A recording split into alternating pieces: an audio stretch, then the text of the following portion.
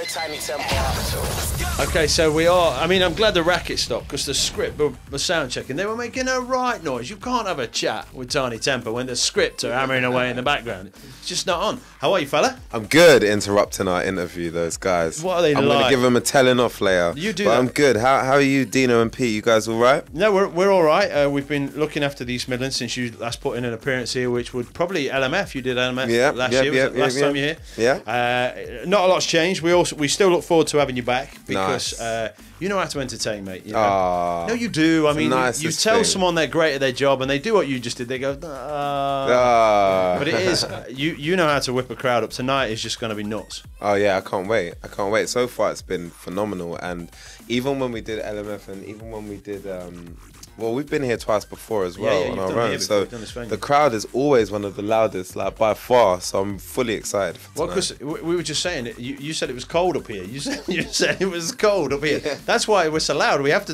to be active and make a lot of noise. Stay warm. Keep the vocal. That's why I'm sure people come up here from down south and it's like, well, it's bitter, it's grim up north. No, you're absolutely right. So you've kind of stepped in with this, really, because Labyrinth was meant to be doing it. That's correct. And then you've stepped in. What's the logic behind that? Do you just like performing live, or? I mean, for me, like you said, you know, I think performing live is a very, very important kind of facet of what I do.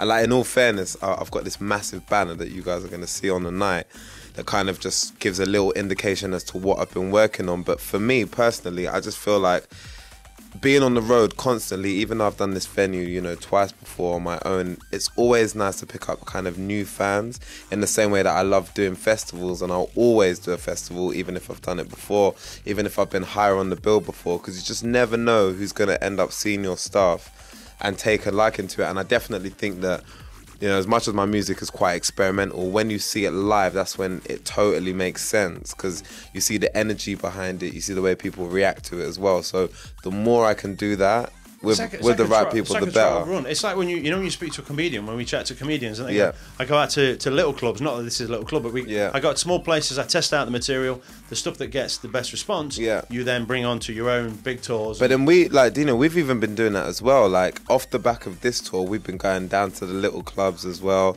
So locally, so say if we do like Capital FM Arena here, we're not doing it tonight, but we'd find somewhere local that's the kind of trendy club, and maybe go and my DJ Charlesy would go and spin a few tracks, and I'd maybe even perform one or two, because the way I kind of came up as an artist as well was from the clubs. You know, when Pass Out came out, it was an organic thing that grew from the club, so it's always nice to never forget that, you know. Yeah, do you have loads of control over the stuff that you do when it's your gig?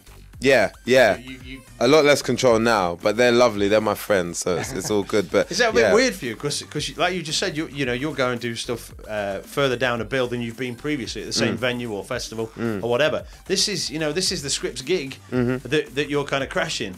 Do you know what it is? It's a mental thing. It's a mental thing. I do it for loads of reasons, but I once heard a story about this very, very successful man who had a restaurant, and his restaurant was so busy that there used to be queues going around the corner, and the reason why all his staff loved him and everybody carried on like wanting him to be more successful was because he used to queue up to get into his own restaurant. And I was a lot younger when I heard that, but that's always stuck with me.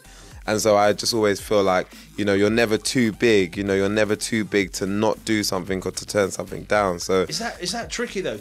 Because when you're successful, which you are, and will continue to be, I'm sure. But when you get to that level, is it really tricky to remain grounded the way you've just kind of explained? Because there must be just people throwing stuff at you constantly. I think it depends on who what type of person you are and what you're in it for. Like for me, I'm just really trying to get my music out to as many different people as possible and trying to be as big as I can be. So I kind of see it like you create your own work. So the busier I am, the more stuff I'm doing, the more reach I have in the long term. So, and I know what you mean in terms of you could do a venue on your own and then you could kind of feel like I'd never kind of go down and do this because someone else is in front. But I don't know, at the end of the day, we're all peers, we're all contemporaries, we collaborate with each other as well. And in the same way I would do a collaboration with someone, or if someone was doing tour in Europe or Australia, I would maybe go and do that. It's no different here, really. Yeah, you see, this is why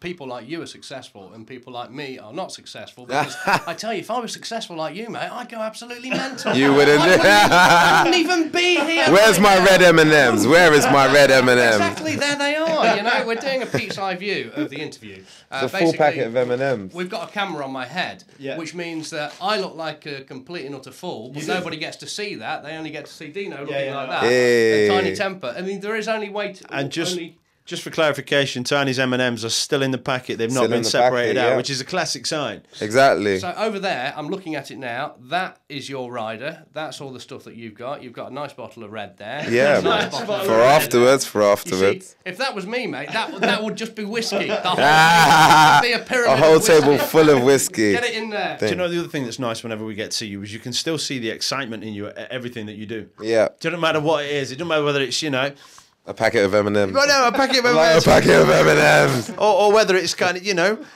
having a chat with Prince William or whatever, you just see this massive smile that comes across your face and it means so much. Do you know what it is? Living the dream, man. Living the dream. Best job ever. 12 years old, I was like, I want to be a musician, and guess what? I am a musician. So it's in the same way if I wanted to be a lawyer or a doctor, which a lot of my friends, believe it or not, wanted to do as well. In the same way that I'd put 100% into that, it's the same way that I put 100% into this. And I think like Pete was saying, once you start being like, oh, I'm too big to do that, or me, I don't really feel like that today, you've lost sight of what this was all about, So I have to always be optimistic. That's and incredible.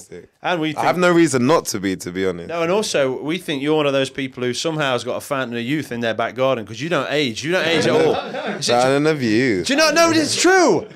Makes you sick. We were talking about you today, and we were going through celebrities who have got perfumes and fragrances and stuff. Yeah. But there aren't many people you look at who... Have you got any... I haven't, no. No, well, this is what we were saying. What makes you wake up morning and go, I want the world to smell like me? So we were just saying, there aren't many celebs you look at and you go, God, I'd really like to smell like that person. The next thing that comes out of Pete's mouth is going to be frightening. I'm not going to ask to sniff it. That's not what I'm going to do. That's not what I'm going Remember, to do. the cameras are on, mate. The cameras are on. Pete said, I think I'd probably like to smell like Tinie Tempah. Then it got weird and we left him. So, it's fine. But listen, mate, it's great to chat to you again. Tonight is going to be crazy. Everyone is so excited by it. And with the greatest respect to support acts, a lot of people don't bother turning up to like halfway through the support act. Yeah. Tonight is going to be rammed from the off. Oh, I hope so. Guaranteed. No, I can't wait. Because well, usually, while we've been in England, we haven't been telling anyone that we're here. So I think this is a little bit of a hint. So fingers crossed. Fingers crossed, it should be good. That is cool, mate. We look forward to seeing you tonight and all the best and keep enjoying it. And I'm going to tell you what the aftershave is. Don't worry. I got you, man. I got you. Or we can work on it together. Thanks, man. It's always good. All good, guys. Nice one.